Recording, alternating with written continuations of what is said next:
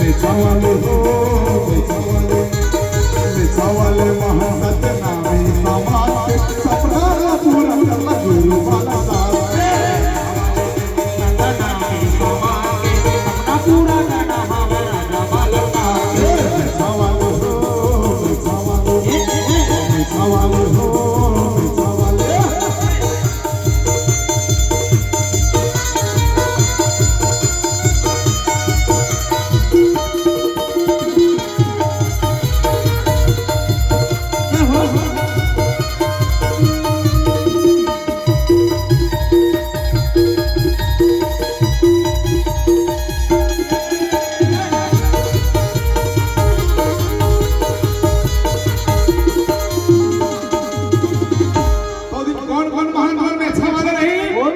पहली महत तो भुजबल महत से नागपुर ले जाके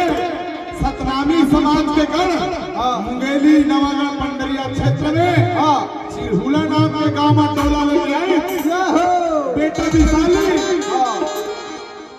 के बारात पर सुंदरी नाम जोगाक्ष परिवार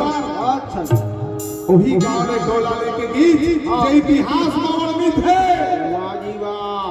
भुजबल महत तोरे थारा गाँव बेटे तारा बाबा जिला तोरे थारा गाँव बेटे तारा जिला भुजबल महत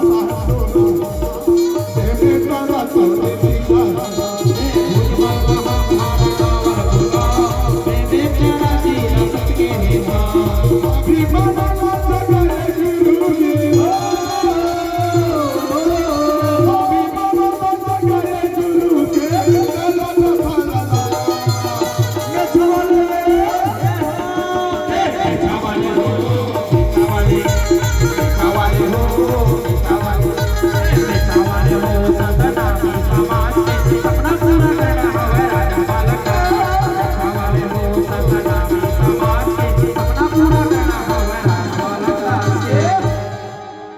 श्री महान प्रतापी गुरु बालक दास बाबा